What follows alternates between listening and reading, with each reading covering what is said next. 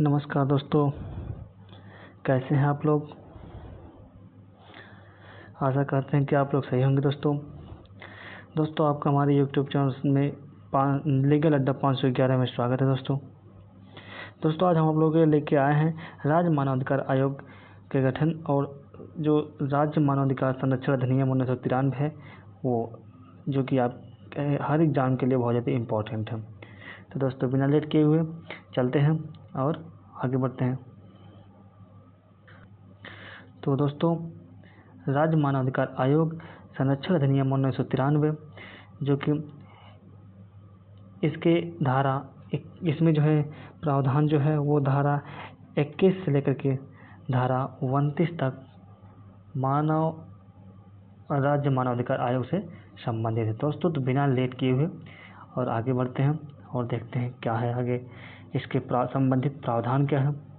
ठीक है, तो बिना लेट किए हुए चलते हैं और आगे बढ़ते हैं। ठीक है दोस्तों, तो इसके अनुसार देखा जाए तो इसके प्रावधानों के अनुसार प्रत्येक राज्य मानव अधिकार आयोग राज्य मानव अधिकार आयोग का गठन कर सकता है।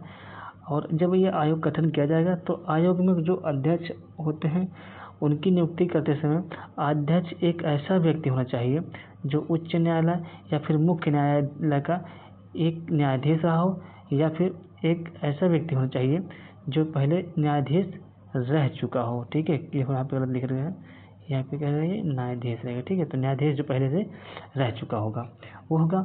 और आयोग में एक सदस्य के रूप में जो है सेवानिवृत्त जो जिला न्यायाधीश होगा वो आप होगा। ठीक, और इसके अलावा जो आयोग के जो और 2 सदस्य होते हैं उनमें वह व्यक्ति होंगे जो मानव अधिकारों के से संबंधित विशेष या फिर व्यवहारिक ज्ञान रखते हों। और आयोग के जो सदस्यों की नियुक्ति में एक समिति की अनुशंसा पर की जाती है जो राज्यपाल के द्वारा की जाएगी।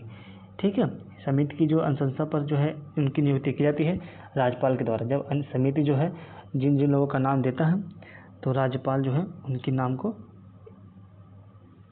सदस्य के रूप में नियुक्त करता है। ठीक, जो आयोग के अध्यक्ष या फिर सदस्य होते हैं उनकी नियुक्ति 3 वर्ष के लिए फिर 70 वर्ष की आयु के लिए होती है। ठीक, किसी सदस्य की पुनः नियुक्ति की जा सकती है, परंतु सदस्य को जो है अब जब 3 साल की कार्यकाल समाप्त हो जाती है, 3 वर्ष के कार्यकाल के समाप्ति के पश्चात पुनः नियुक्ति नहीं किया जा सकते हैं। ठीक है, और राज्य मानव अधिकार आयोग के किसी सदस्य को दूर आचरण या अयोग्यता के आधार पर या उच्चतम न्यायालय की रिपोर्ट पर राष्ट्रपति के द्वारा उसको जो है उसके पद से हटाया जा सकता है। ठीक है, और तो और इसके अलावा यदि सदस्य में कोई विधिक अयोग्यता आ गई हो तो उससे पद से हटाया जा सकता है। ठीक, आगे चलते हैं। अगर आगे चले तो अगर हम कार्यों की बात करें तो इनके कार्य है दोस्तों, इनके निम्नलिखित कार्य हैं।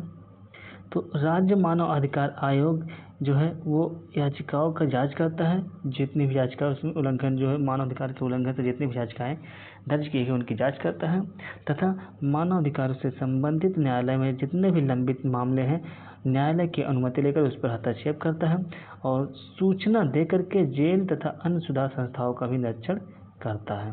ठीक, और संविधान में उल्लिखित मूल अधिकारों को प्रभावी बनाने के लिए सुझाव देगा और मूल मानव अधिकारों के उपयोग में बाधक तत्वों को दूर करने के लिए उपायों को बताएगा और मानव अधिकारों से संबंधित अंतर्राष्ट्रीय विधि का अध्ययन करके उन्हें प्रभावी बनाने हेतु उपाय सुझाएगा।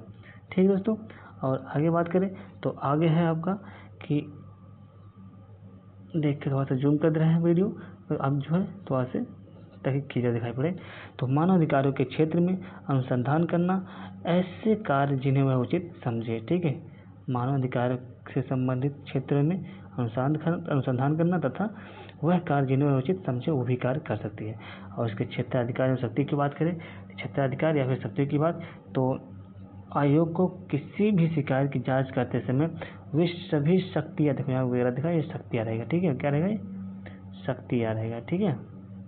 वे सभी शक्तियाँ प्राप्त होती है जो कि एक न्यायालय को प्राप्त होती है, एक व्यवहार न्यायालय को प्राप्त होती है। इसके अलावा आयोग को कुछ दैनिक शक्तियाँ भी प्राप्त होती है जो अधिनियम की धारा 21 के 5 के अनुसार राज्य अयोग्य अधिकार मानव अधिकार के उल्लंघन में के लिए उन्हें मामलों की जांच कर सकता है, जो संविधान की 7वीं अनुसूची की सूची 2 और 3 में उल्लिखित है, ठीक। और आगे है दोस्तों, इस प्रकार देखा जाए तो राज्य मानव अधिकार आयोग उन मानव अधिकारों के उल्लंघन की जांच नहीं कर सकता जो अधिकारों के संबंध में निष्पादित किए जाने वाले कार्य को भी प्रदान कर सकती है। तो संघ राज्य क्षेत्र दिल्ली के संबंध में मानव अधिकारों से संबंधित कार्यों का निपटारा आयोग द्वारा किया जाएगा। आयोग के अध्यक्ष एवं सदस्यों को उनके पद से हटाने के लिए इसके संबंध में जो है अधिनियम 1993 की धारा 23 में इसके प्रावधान उल्लिखित है, ठीक है दोस्तों।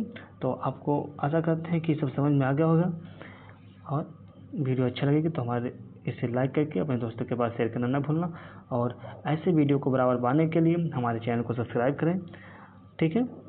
और नोटिफिकेशन आपके पास पहुँचे इसके लिए आपको बेल आइकन को प्रेस करना अनिवार्य है, इसलिए बेल आइकन को प्रेस जरूर करें। धन्यवाद दोस्तों।